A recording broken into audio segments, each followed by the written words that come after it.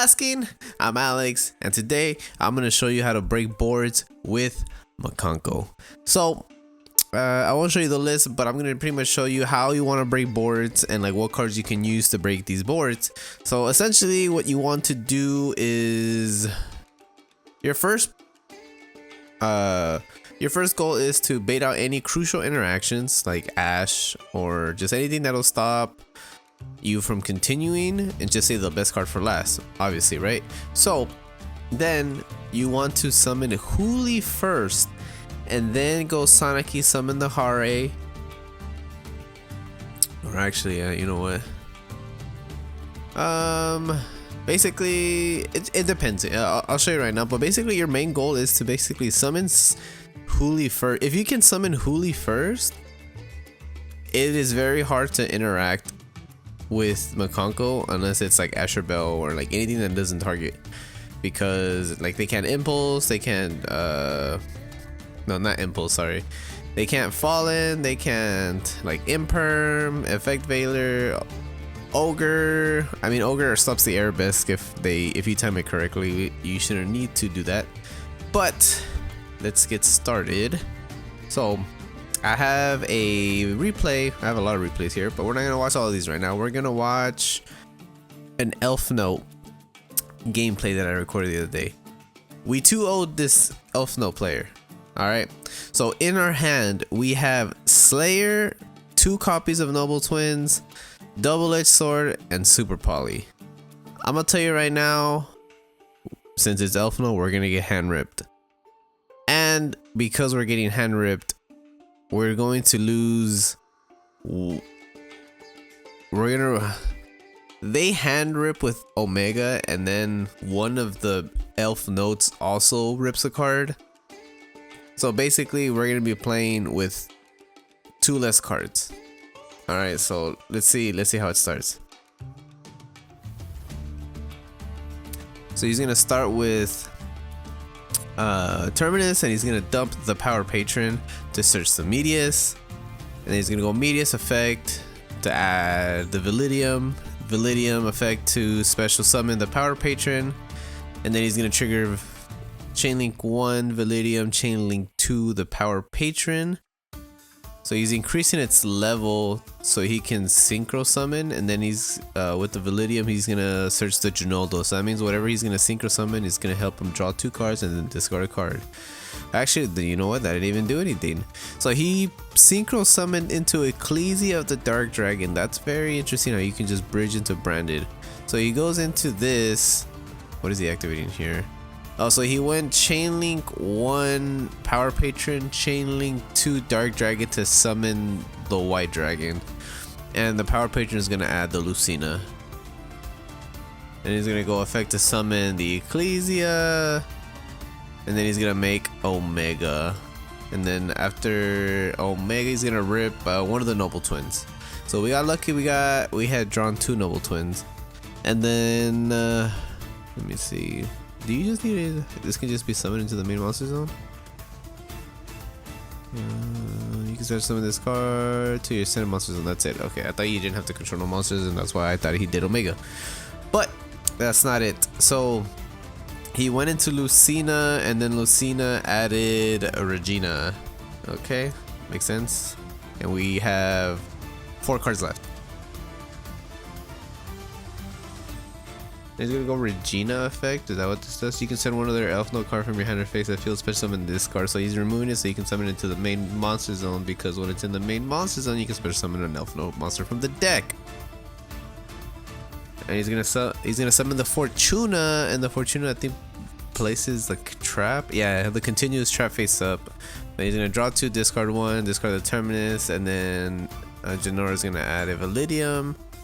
He's gonna discard a special summon, and then he's gonna go into synchro into the Stariclia. This also reborns, and then it reduces all the levels. Summon the Power Patron and add the Regina back, because I think the Regina is a quick effect, so they can do it. They can pretty much quick effect synchro. It's like clip for cool tunes. He's gonna special summon Tinia. Tinia places a continuous spell face up. He's gonna activate Medius to send shuffle back the Tinian hand to summon it back. And then what is he gonna do? He's gonna make Chaos Angel, and then he's gonna synchro into the Synchro Dragon, and then set a card, a mysterious card, which we do not know what it is. But anyways, what do we draw for turn? We draw Droll. Unfortunate, but so we start our turn with Super Poly. We are playing a board breaker approach in this variant, so we have like Slayer Fallen. We have Slayer Fallen and Super Poly. Yeah. So right here we're gonna activate Super Poly, discard the Droll because it's no longer needed. Our choices, what do we have? Spellcaster. So we can make Garura here, Fiend, and a Dragon. So obviously I think our best is to go into Secretarion, and then the one to use is probably the Dark Dragon.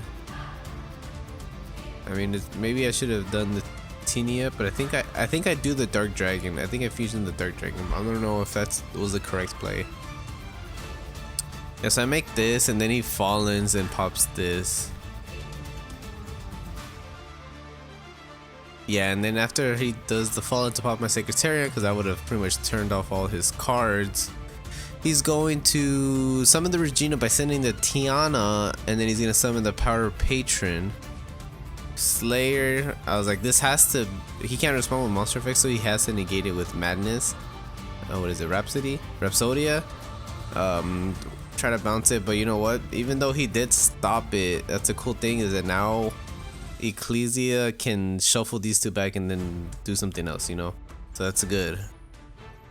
So that's the thing about Mikanko, is that you don't want to play 1-for-1 cards, you want cards to have like a 2-for-1. So right here, Slayer basically was trying to bounce this, but he stopped it. But now Slayer has an additional effect, because now I have this, because of Super Poly I can do another interaction and still have like the cards that I have. So he's gonna rip again, and he rips the double-edged sword. So the double-edged sword is essentially our OTK machine, is what we use to OTK. What do we bounce back? I think we bounced back something that was probably troublesome for us. This was, you can return one spell or trap card on the field, so that means like our equip spells can not resolve. So that's why we bounced that. I was like, he already ripped, and it's okay if you bounce him into the hand because we'll still have it. So we shuffled back that, and we go Noble Twins. So look, this is how you use Noble Twins. If it's Noble Twins alone, the way I used to do it before is you send Sanaki, and then set the Fire Dance, summon the Sanaki with the Fire Dance, summon whatever. But the reason for that line is, once you summon something, you don't have an equip spell to equip to the new monster that you're summoning. This is only if you're only activating Noble Twins. If you already have an equip, yeah, you can do it that way. But as of right now, this is our only card.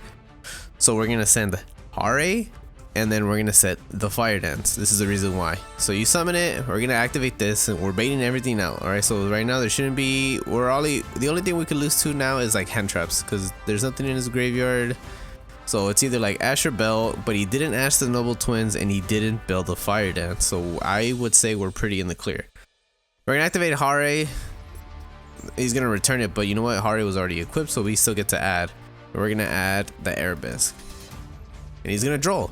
Fine, that's totally fine. We're gonna activate Arabesque, summon the Sanaki, and then we're gonna summon the Huli, and we're gonna go Sanaki, add back the Arabesque, equip it to the Huli, normal summon the Hare that they bounce the hand, and we go into Uzuhime. So the thing is, here we did do 1, 2, 3, 4, 5. We did play into Nib, but honestly Nib is not really in this format right now. So, and it was the only way to really go for the game, go for the kill. It's not, with this deck you have to go for the kill. If not, like, it's not worth it. You don't end on interruptions. The only thing you end on is like monsters that can't be targeted and can't be destroyed by battle card effects.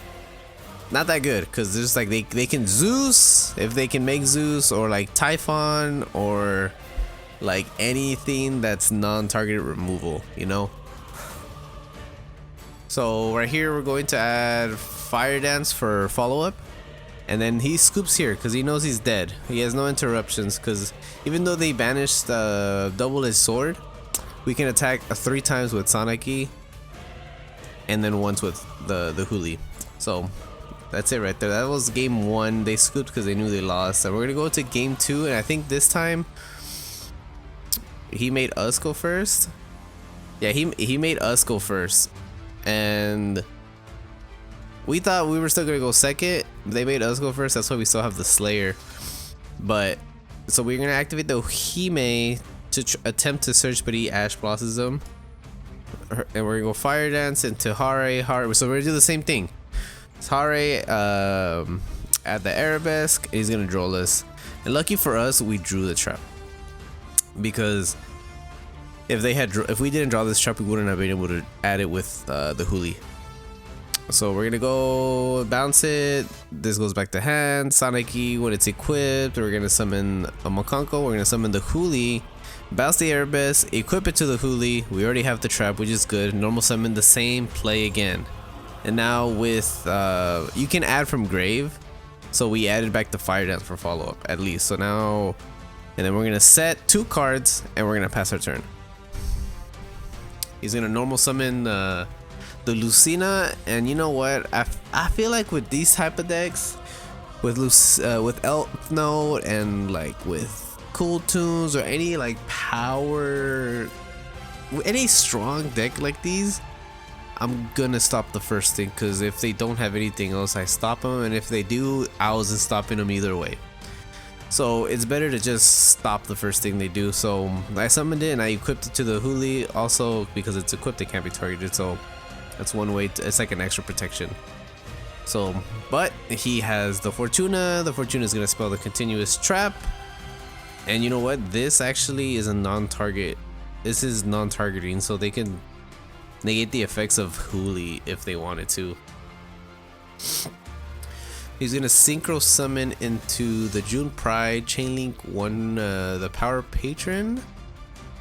Is he gonna activate Chainlink 2? Yeah, Chainlink 2 to bounce itself. What exactly does the Fortuna do?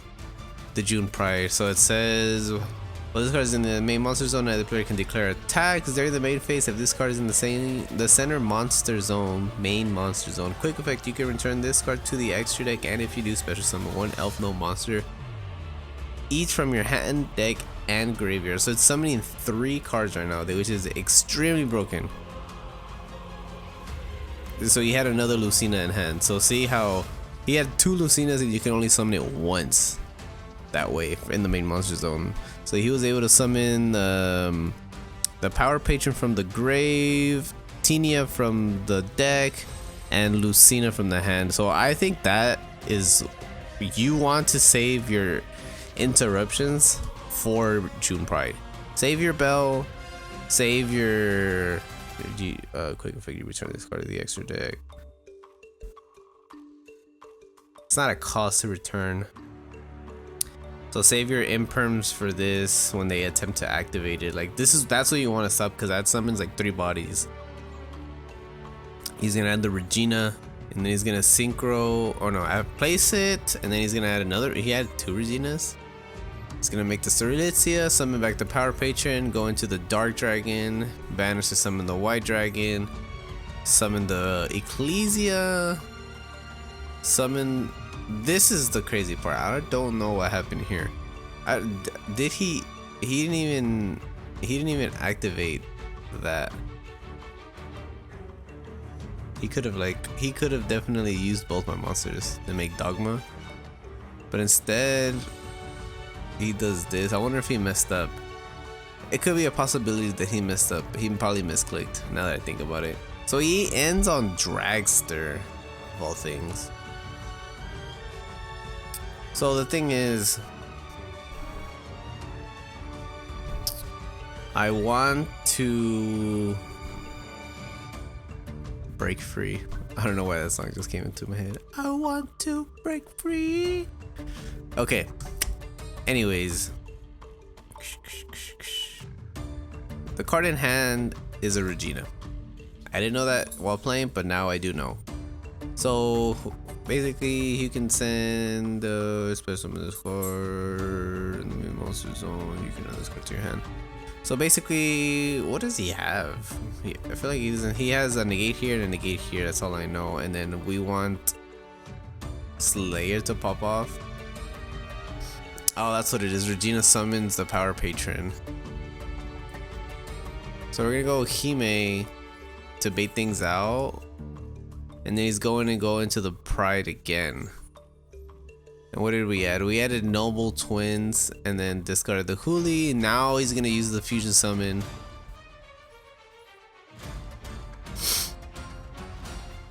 Okay. He's gonna make Dogma. So Chainlink 1, Chainlink 2. So the Dogma is actually very good, because what does Dogma do? Does it shuffle or banish? This card special summon, you can shuffle up to 2 cards. Right now, at this moment, the only 2 cards he should be shuffling is the Uzuhime and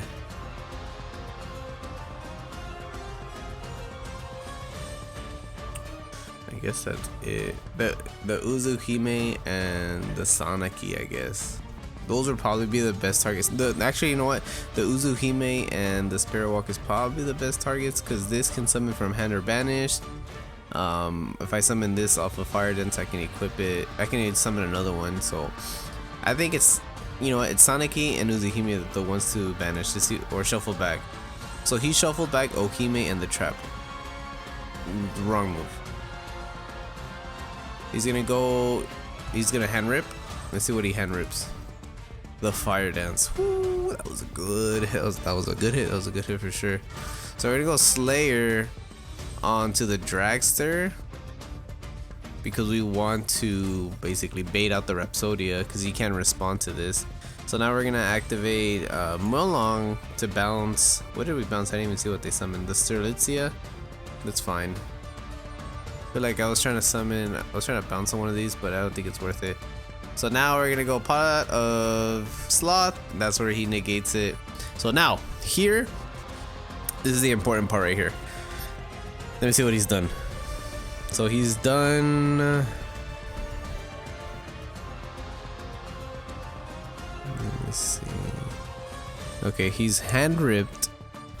He's already used this. He hasn't done the bounce, and he hasn't done this yet. So he has 2 interruptions right now. Yeah. Okay, so how do we do this? So because now our Fire Dance, we already went through this line. Now this is a whole different line. Now we're gonna go Noble Twins to dump the Mayo, so we can still Reborn, and then also we have Erebus to summon something from the deck.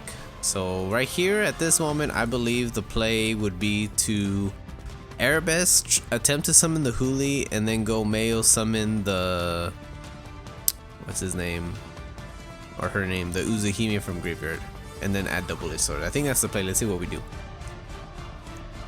We go Arabesque, and he's gonna return it. Oh, that's the big mistake too, is that he did it when I equipped it to her.